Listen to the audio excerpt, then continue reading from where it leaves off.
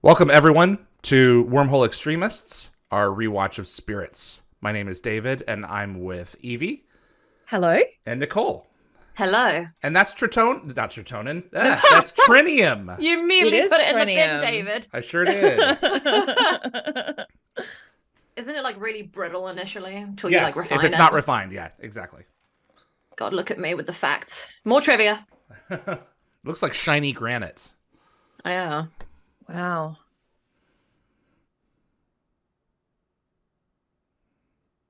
I like that this episode is full of lots of what Canada has: rocks and trees, and trees and rocks. And it also celebrates the native people. It do. Yep. Yeah, specifically the Salish, who are also known as First Nations. They are in the Vancouver area. Exactly. Where the show Yeah, we saw a was bunch set. of stuff about them when we were there. It was really nice. We did. Yep. Don't ask me to remember though. Terrible memory. Unless I've like gone there over and over and over again. The show has always emphasized, bringing back technology. Yes. This is really a first for SG1 in terms of bringing back like raw materials other than Naquita that we've discovered off-world. Yeah. And we're about to get an arrow in the arm here, I believe. What was the reason we are. Dean Anderson wasn't in this episode? Was his daughter being born? Wiley. Correct. Wiley was born. Ouch. And in the next episode, Michael Shanks' daughter was born, wasn't she? Yeah, Tatiana Shanks was born. So Yep. I thought that was the case because when I was talking to Jeff and he was trying to watch it, I was like, okay, so you'll notice these two people are missing in these two episodes, and it's for these reasons, I believe. But I want to fact check. Outie. That's an owie. This is one of those great examples of an episode where they wrote Jack out and it worked really well. Yeah, exactly. So well, I think if I'm not mistaken, I did listen to David's interview with Tor Valenza, who's the writer of this episode. Correct. And he said it initially, obviously, RDA wasn't supposed to get shot in the arm. It was an extra, but they wrote it into the script so that he could have time off for his daughter's birth. Yep. Love that. It works because Carter's going to have her first command. Exactly. And that was one of my little like things that we learned this episode. This episode marks, Carter's first command. Jack adds to his tally of alien holes. Oh, God. Because his last hole was in Message in a Bottle. This is great. And obviously we've already touched on the fact that this episode plays homage to the ancient Salish. And this episode is actually referred to again in a couple of episodes time for show and tell. Yes, that's correct. This is where the Ritu infiltrates the base. Yep, they're observing us. With Tonane. I forgot. Mother is observing us in this episode. So, and this is the first time we see a team from Stargate Command with more than 4 members, because SG11 has 11 members apparently. I did not know 11. At least 7. Sorry, at least 7. Oh, excuse me. Yeah. Well, they're minors. They need more manpower. Exactly. So. And there is also an interesting theory floating around that I think they're called the narrator, but I don't think it's actually mentioned in this episode, are actually the Furlings. Whoa. So the shape-shifting people are actually Furlings. It's a very, very loose theory. But obviously they're shapeshifters. What were they called? What was their name? It's the narrator. I think it's narrator. So is this from the RPG? I think it is. Yeah, the RPG established a lot of stuff, but it's not technically canon. So I just want to demark these things when we bring them up, just to make sure that we say where the source is from. So yeah, sure. But it kind of makes sense because, like, with a single look, they can make things disappear and reappear. They obviously shapeshift. They can cause mass destruction. They rapidly heal. They possibly communicate telepathically. So it kind of sounds like they might be part of, like, the 4 races. They're certainly. I just appreciate how cute this is right here. This little exchange. Yep, I'm dying a little bit. This is super cute. But yeah, that would if it was confirmed proper canon that was the case, I'd be happy with that as an answer to the question of the Furlings. So I'd be satisfied with that. Yep. Yeah. The show's good at touching on a lot of alien races that are only in like one little corner of the galaxy. The galaxy's huge. Yeah. Yes. You know, hundreds of thousands of inhabited worlds. Hello. Is it Zels? Zales, yeah. Or am I getting no? Yeah, so it's Zales. Yeah, Takaya is It's the Zales wolf. and Takaya. Yeah. Yep. I think I've only ever seen this episode like 3 or 4 times, and that's very little for me. Yeah, when it comes to Stargate. So I'd love to know how they how the director handled the crow. It's like how was the crow and how was the trainer? So. Oh, it's Martin Wood. Yes, it is. Yeah. whoa.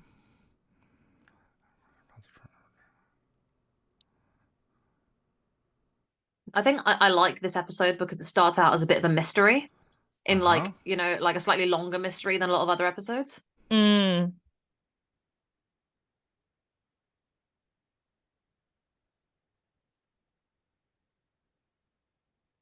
Stargate does really well without Richard Dean Anderson, and I mean that as a compliment to like the rest of the cast. The chemistry is just so there. They don't need him all the time, which is why, you know, season 7 onwards when he appeared less, or 6 onwards, it was still phenomenal. So love it. I'm gonna have some interesting things to say about that when we get there. Look at her patch. It's one of the older patches. Oh, gross! Yeah. Oh, gross! I'd love to own one. Yeah. There's Takaya. Doggo. Any excuse to see a dog. So I think if I'm understanding this correctly, in your interview with Tor, the writer of this script, he said that he'd written that when you first see Takaya, there's a eerie wind blowing. Yes. But they cut it from they ended up cutting it because in the production meeting they were discussing the costs and it was going to be like $10,000 to use the wind machine. Right, exactly. Because there's a whole conversation about the wind. Yeah. Because he says, "How does it feel to see the wind, Sam?" And they were going to actually use that as a component. So, but it's cost effective. I love. Yeah. I can't hear it because I'm on mute for the audience so that they don't have to hear the feed. But yes, I love Joel's music in this episode. It's so cool. Yes, the music is fantastic. And this totem totem really pole cool. is incredible. We saw so many totem poles in Vancouver. It was incredible how many there were. It was cool. Fantastic. And Tor has the original artwork. Yes. Which is really cool to see, actually. I think he said it was gifted to him, I think, by the production crew. Quite possible. He may have a Xerox like I do, but I hope he quite possibly has the original. They were really on that airtight totem pole on looks like the Tin Man. like in Tin Man. And it's a Apophis sect. Goa'uld, so it is. Except I think the symbol is slightly different. It's got a dot in the middle. Yeah, pretty close. Oh, Raywood says it's a crow. There we go. Confirmed. Both of the Horvidai. Well, family. You know what, Nicole? Maybe it is like paying homage to the Tin Man because that would be another Wizard of Oz reference. Yeah, exactly. See, look, we're finding all the facts without confirmation. Oh, the music in this episode! I forgot how fun it is. It's got so much going on. It's like a proper soundtrack again. So many other episodes just reuse things. This one actually gets its own stuff. I think that's great. I think it's interesting how SG-11 was completely wiped out, but they're just toying with SG-1 so that the Salish can come and have a look. Yeah, it took so many of those darts to get tilted down. There was like 4 there. It's like in Atlantis when the Wraith are like, we had to stun Ronan many times because he just wouldn't go down. The muscle, both of them.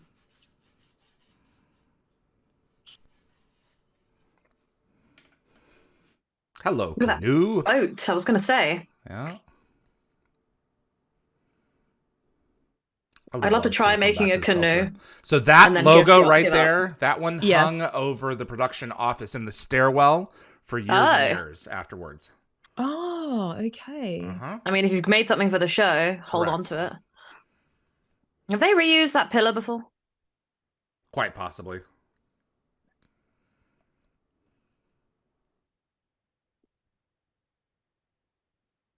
They've used as weapons before.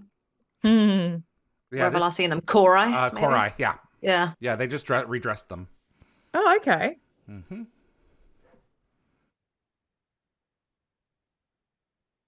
Those don't look comfortable to lay on. Yeah, I was going to say. I guess it's only for a short-term accommodation. Mm-hmm. This is the episode that I call, "This is made of trinium, and that's made of trinium. Look, it's all made of trinium." You get some trinium, and you get some trinium. That's funny.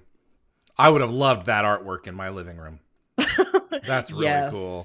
Yeah, like the Stargate, and it almost looks like the kind of the wormhole around it almost. Yeah, it's very well done. I think it's supposed to be. And then there's I think it's supposed to be Zell's. Yeah, I think it's supposed to be Zell's feathers. So I've got the original art, I've got an image of it. I'll share it with you guys. Tonane.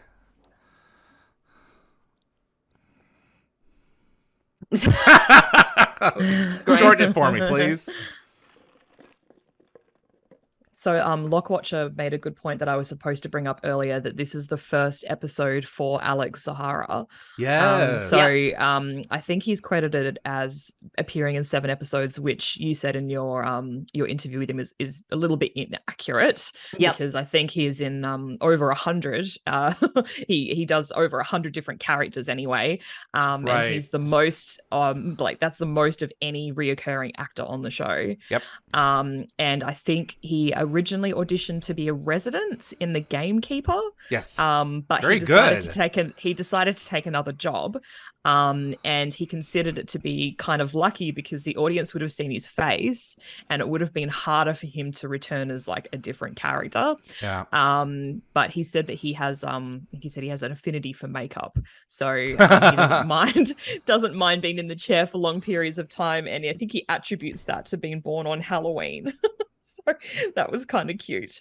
Halloween, love that. I'm jealous. Yeah, and I think he said he and is it Dion Johnson became like the go-to alien guys, which is kind of cool. So they were called up like frequently over the next 7 odd years. Yep, because they were roles. Yeah, that was a Michael Greenberg, Richard Dean Anderson thing. Like when they were going to put them in makeup, they would be willing to put them on. I love just how casual he was about. Yeah, you're free to go. You want your weapons back? Okay, that's fine. I love his attitude. His attitude is fantastic. He's just really calm. Well, they know circle of standing water. They know how protected they are. They know that the spirits are not going to let these guys hurt them. It's just not going to happen. So he's pretty. They just wanted to send a message to them that we got you. So.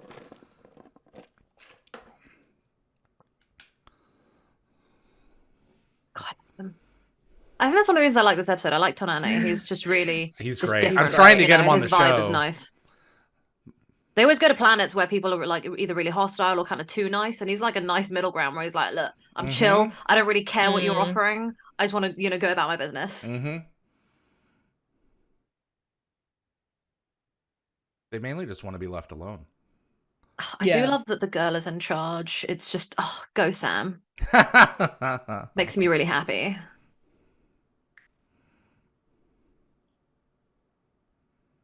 Well, she's only a major still, isn't she? So that's pretty big deal. She's a captain. Isn't she a captain? Yeah. So she'll be a major next season. Yeah.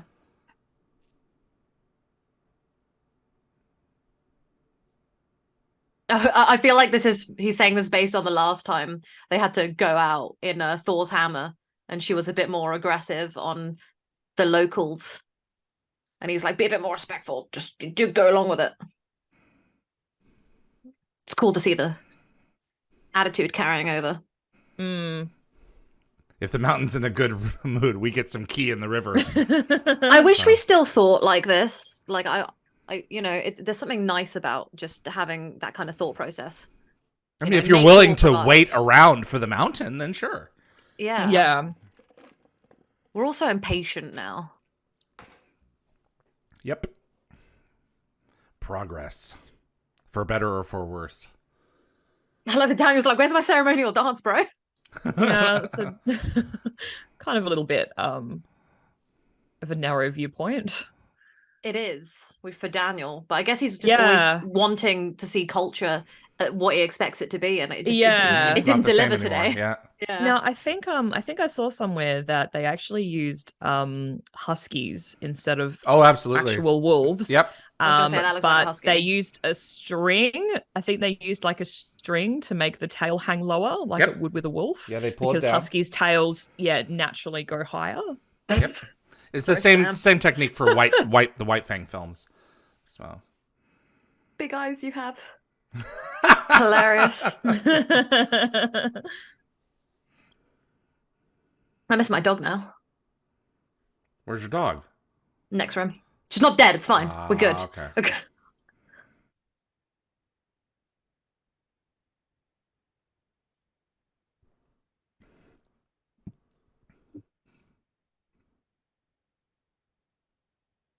Not in your eyes. Looking hard enough. Yeah. Honestly, this kind of attitude makes me feel better about existence. Mm-hmm. We are only a small piece of a very large moving system. Yeah. I'm very pessimistic now, and I wish I was a bit more optimistic. Lewis Cox, I do like the Spirit Aliens face design. I mean, as long as I didn't have to breathe through them, yeah. All right, let's give Daniel a try. He's like, what? What do you want?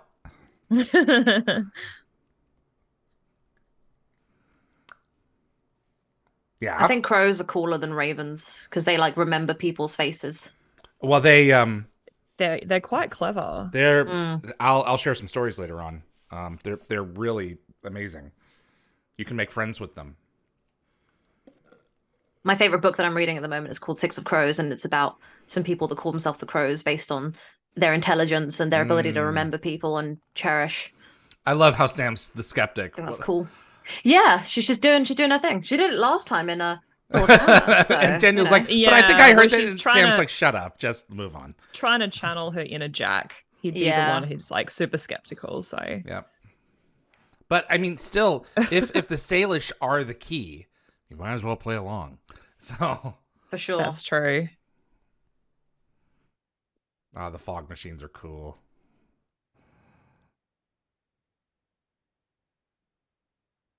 Forget how tall SG1 is. Tall? Tall, yes. They're all quite tall. Yes. For humans. That was quick. Do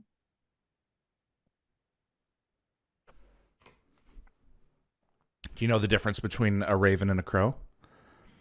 I mean, I know the different birds, but I don't know the actual reason. They're the same family. The crow is lower in pitch. Okay. There we go. Very atmospheric. There's definitely like a vibe you gotta like get that SG1 needs to get with these guys, because you know these two things have just like appeared together like a little while later. It's not a coincidence. Mm-hmm. So, at what point do you think the spirits decided to impersonate SG-11? Here. Do you think it's right here? I think it's right here, yeah. Mm. This will give them a chance to go back and see what our intentions are. Very smart. It is very clever.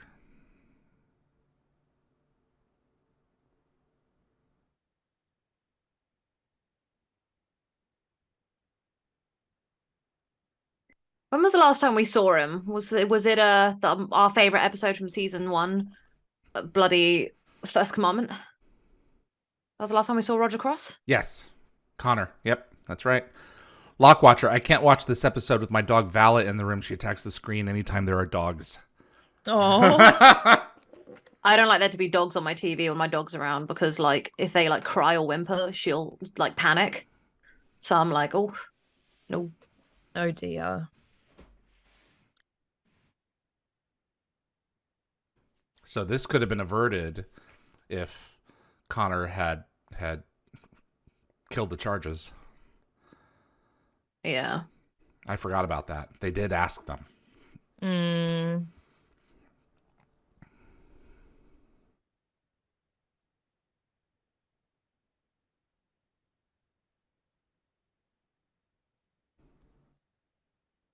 I forgot we see the elders. Mm-hmm. Always wanted to meet the elders. Great quote. What episode is that from?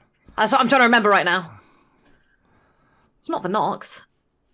Oh God. I think we've already seen it. It's sounding familiar to me too, and I can't place it. That is a wicker basket painted silver. Wasn't Korai? That is painted silver. I think it's Korai. I think you're right.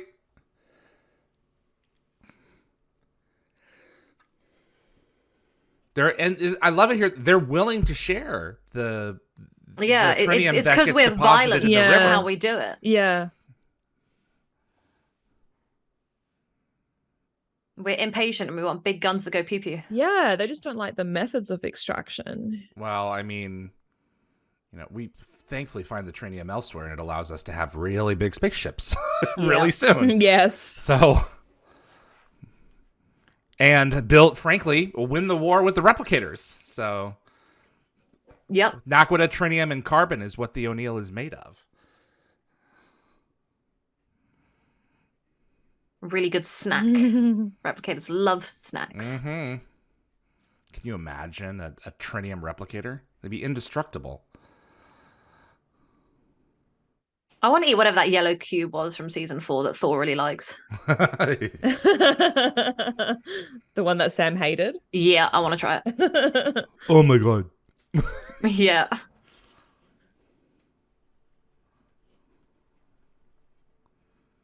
We're going to give you a tour of our really boring facility first. I want his traveling shawl. It's beautiful. Yes. Yeah, you got it.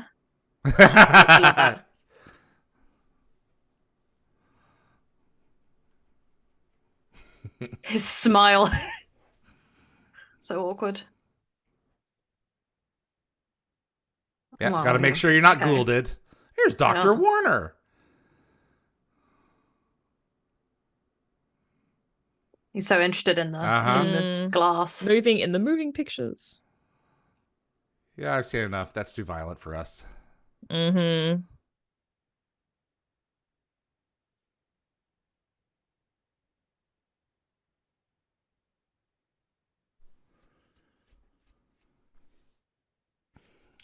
Oh, there you go. It's best, it's just not as convenient. Yeah.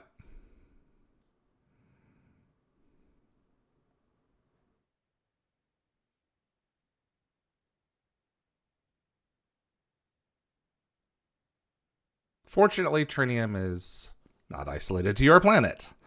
But what they're about to do is not cool. No.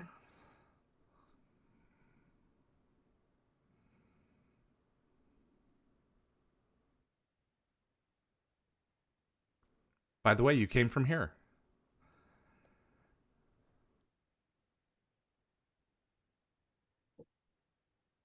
Well, not from this room. I love when they do these conversations. Yeah. Right?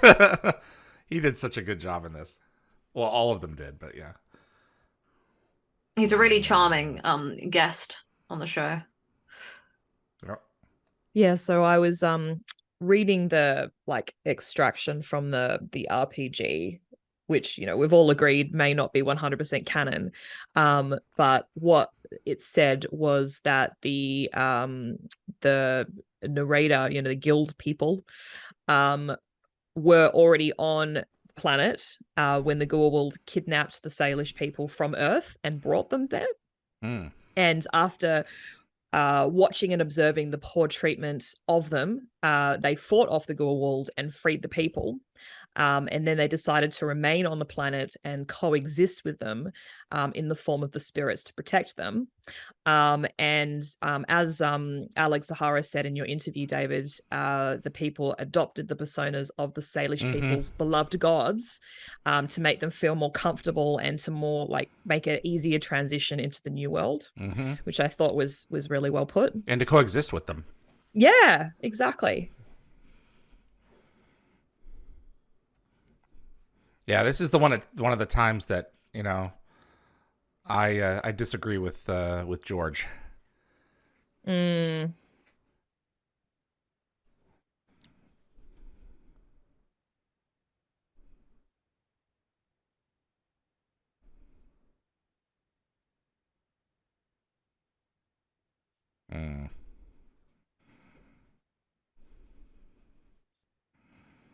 Oh boy. There are a lot of parties watching this. Got the Sailor Spirits and the Ritu. Yeah. That's true. It's a very crowded room without you actually realizing it's a crowded room. So I think Alex also said in your interview with him that this episode's really important because it dealt with sovereignty rights, and it paralleled sort of what's going on in the real world with Indigenous peoples being colonized and moved. And he thought the script dealt really well with where we are, where we're going, and how we got here, without being sort of too heavy-handed. So I see 6 total team members. Were there 7? Yes, yeah, I think it potentially. It was a question mark, but at least 7, yeah, or at least 6 to 7, yeah. Was that trinium in that fish tank? I didn't see. Maybe Is that what that was? Weird experiment. Yeah, I guess it is. Yeah. Hello. Oh no! Don't worry about it, bro. Good job, him doing that just in time. Yeah. Uh-oh. Thank God they didn't see him duck into that little nook. Yep. Yeah, into the stairwell.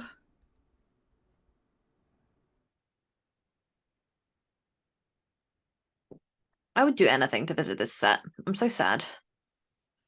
But it would also break the break the what's the word I'm looking for? TV magic. Yes, yeah, basically, yeah. Yeah, nah. I've already seen enough behind the scenes to break the TV magic of Stargate. I think I'm good. I want it. I want to see it. I want to be there. This is so good. It's so cute. I'd love to hang out in that broom closet. Power 543 fan films. Do me a favor. Email me your details so we can have a look.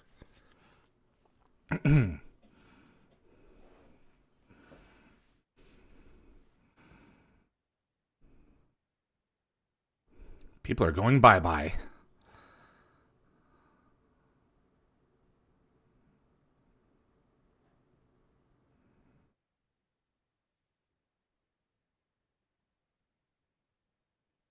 I love that these 3 are running around trying to save the day, and Daniel's just been like, it's like that polite in a crisis moment where like you have guests and you have to be like, we're going to remain calm. Right, exactly. Over here. Oh, look at the bird. Do you guys notice that? Yep. Yes. Flapped. Oh, it's him. I don't know if I noticed the bird before.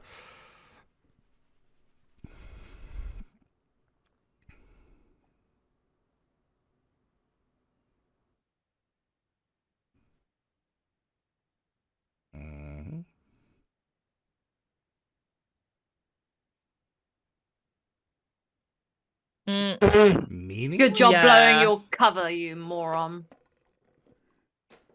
Yeah, I don't think he'd use that phrase, seeing as he's a doctor, is he not? Meaningless. Raj Luthra, the actor who plays Captain Connor, was in Dark Matter. Yes, I did watch that. He was also in season 3 of Star Trek Enterprise for an episode. Uh-oh.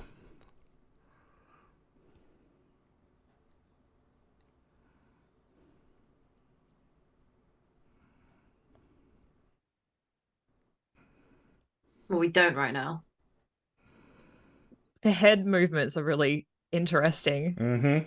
He's trying to match their vibe, yeah. Yeah. To show that like that's actually how they are naturally.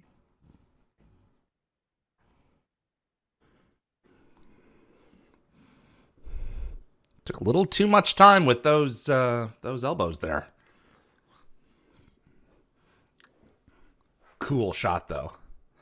Gross. Love it. Hello, Alex. But the nose is so gross. Yeah, I think he said that this is one of the more comfortable costumes that he wore. It was? Yeah, he said like the makeup actually wasn't that bad in comparison to like some of his other characters. I suppose that's true. Yeah. And he said that they did the gill movements. That's right. With like a series of air like pockets. Air hoses and pumps. Yep. And there's like basically a guy just like pumping the air through the gills to make them move. That was a cool effect. Wolf to human. Well, wolf to alien. And it was weird that Hammond was there, and it's like, and it's the faces on the back when they morphed back, and it happened just twice the other way around. Grim. Yeah. This is Christina Cox. It is, yes. She comes back later as one of the people who actually relates to Touchstone. She was she wasn't even in 50 not even 50 Shades. In Shades of Grey. I keep saying 50 at first. I can't help it. Yes. She was in Sentinel. Yeah, and you're totally right. They added it in later that she actually appeared in Shades of Grey. Correct. Yeah, they retconned it with the previously on. And she also comes back in the all-female in Atlantis, Atlantis team. Yep. As the leader. So I think we missed a bit of a goof there. Takaya, you can see when Takaya morphs back into a wolf, you can see the string tied to the wolf's tail. Oh, I didn't notice that. Okay. Yeah. I love how Tanani's like, just get me out of here, man. These aren't the archives. This is supply room. He's not. And Alex said that he actually fell asleep when they were doing the take of, like, this particular scene. I'm being paid to lay supine. Yeah, I think it was just really hot. I think he said it was like a really hot day in Vancouver when they filmed this, and those costumes did not breathe. Raj asks, did they say what their species is called? What did the RPG call them? Evie? They called them the sorry, where did I put it? The narrator, like N for November, E, R for Roger, A, I, D for Delta, A. Narrator. Interesting. Yeah, they were just given the name in the RPG. So. Yeah. Or it could be the Furlings. We don't know. Could be. I should have brought out those damn magazines that are now upstairs again and seen what the magazine said about them. I love the look on Tanane's face when he sees this guy's like, whoa. Yeah. This is your spirit. It is quite an unsettling get up for an alien, like the gills where, you usually see a nose and a mouth. It is a very good mask. He's a bit stunned right now. Let's give him a minute. I think, he's embarrassed. Well, not necessarily embarrassed, but, they were pretending to be what they're not. Kind of feeling a little bit duped. It is really nice that that's what they decided to do with their power and their abilities. They're like, we're going to protect these people. It's so lovely. Yeah. Mm-hmm.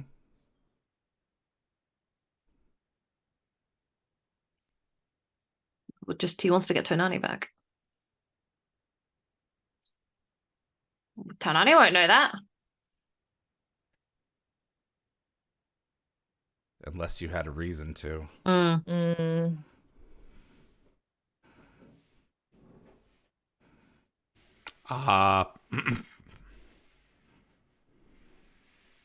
Yep.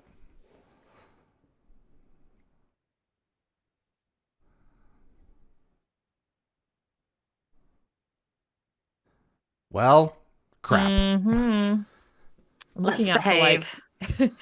for looking out for any string. The dog didn't even have to lift up the arms. It just looked back and like blinked at it. Yeah. Yeah. There's a lot of power behind those eyes.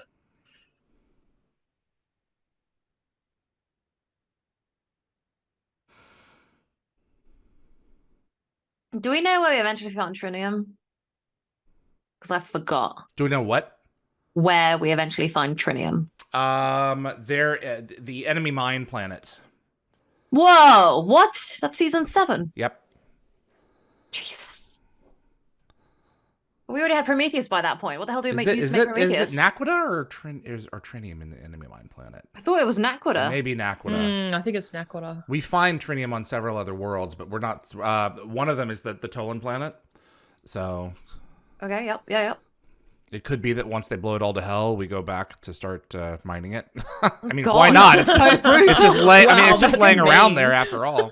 Jesus. But we could actually no, we couldn't because the. I was going to say the gate doesn't work. Yeah, the Stargate was blown up. So. I guess they find it somewhere and they never specified. Yep. Happened in the background.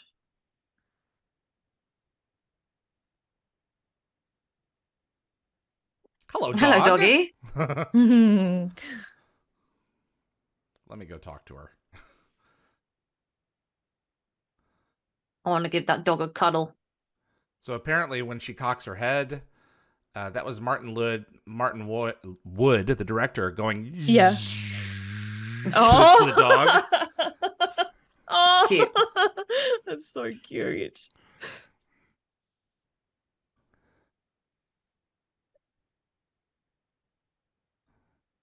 Hello.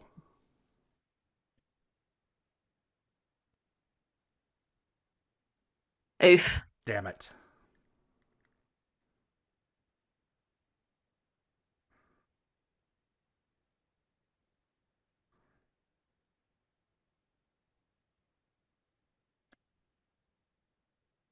Yeah, you guys went way dramatic, way fast. Mm-hmm.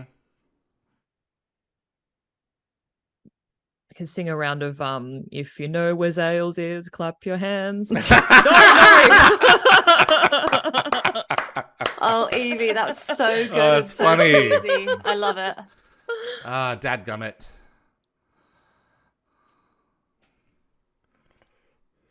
It'd really suck if they actually killed them. I know, right? You know, it's just a story conceit that they've been stored somewhere. Yeah. Oh, I love that. That would make them one of the most brutal races if they're just killing people. Because, yeah, Right. Okay. Yeah, SG1's chemistry in this episode is really good. There's loads of little moments that you just really like. So I guess they really were hurt by the Zap blast. He really was hurt by the Zap blast. So look at that guy's biceps. All right, there we go. I was going to say, this guy, Jesus, the whole episode I've been looking at his biceps every time he's appeared. I'm not usually into muscles, you know. I like, a bit of flab, but Lord. A bit of flab. Yep. I'm sorry, but that's not a pretty face. It's almost fish-like, so I'm almost into it. Yes, Gills, you and Gills. Yep. Took me until the last 5 minutes for me to finally bring that up.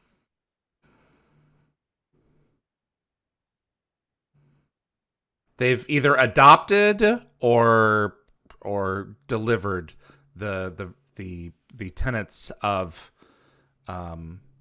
fairness to the Salish or from the Salish. Keeping your word, honor.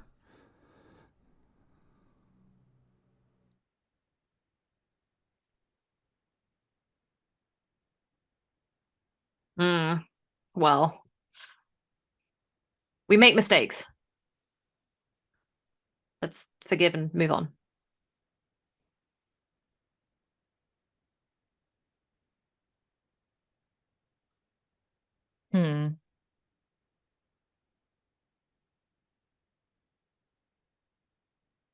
Exactly. He can't speak on behalf I was going to of say, everyone. Well, considering what just happened.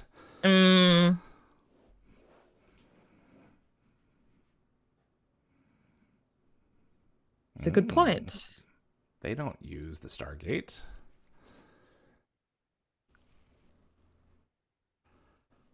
I'm just picturing some guy behind Alex, like making the move. Well, both of them, yeah. Squatting out of sight, yeah.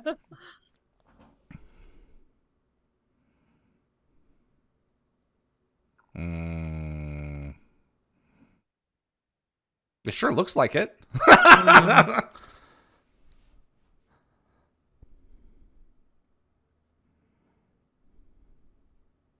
In harmony.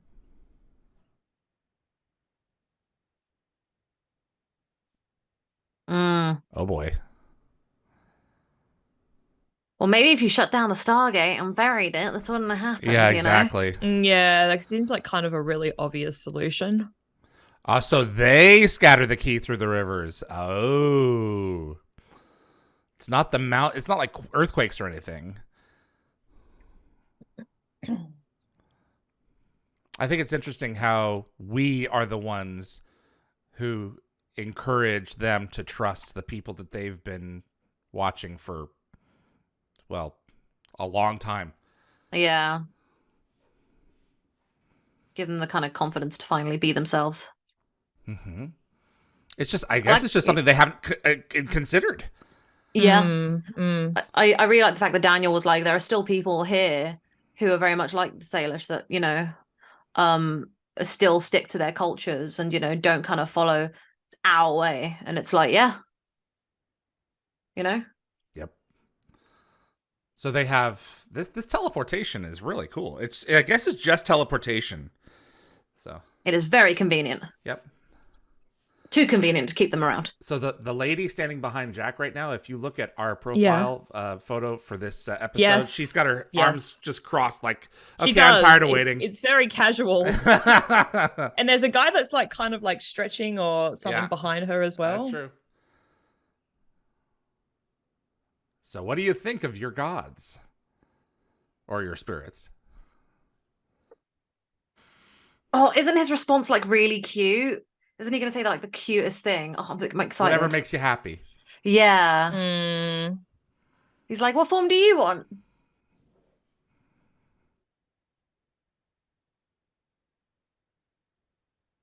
Yep. What a bro. I love him so much.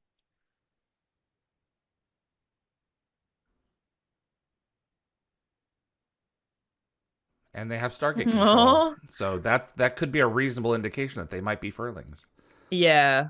Yeah, exactly. So I think Alex made a really good point in your interview with him. He worded it so eloquently. He basically said the message of this episode is you're good enough the way you are, which I thought was really cool.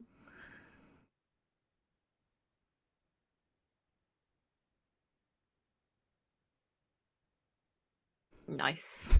They zapped away a lot of folks. Yeah. Consider this a warning.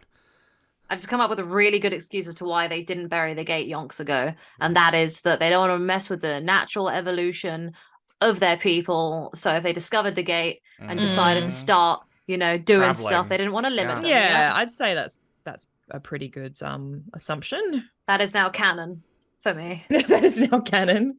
Yeah. So it's NPG. Nicole roleplay. Yeah. It's actually funny. It's an RPG. This was a good episode. But you just add a P into there. I really enjoyed this show. It's a really fun episode. Did you know? You remember it more fondly now? I never had any issues with it. It's always been fun to me. Evie was the one, I think. Yeah, I've usually skipped it in the past. I think because like the first 3/4 of it are a little bit slower. It's a slower show. I really like the slow aspect of it. I don't know why. Some episodes I get mad at it, some episodes I'm like, yeah, you know. Yep. Yeah, I don't dislike it. I don't have anything against the storyline itself. I guess it's just more of the pacing. Yep. So I do tend to skip it, but I do appreciate certain aspects of it for sure. And it's kind of disappointing that we don't get to see that race again. I know. Yeah, they closed the door on them for sure. That's Spirits, everyone. Thanks for stopping by.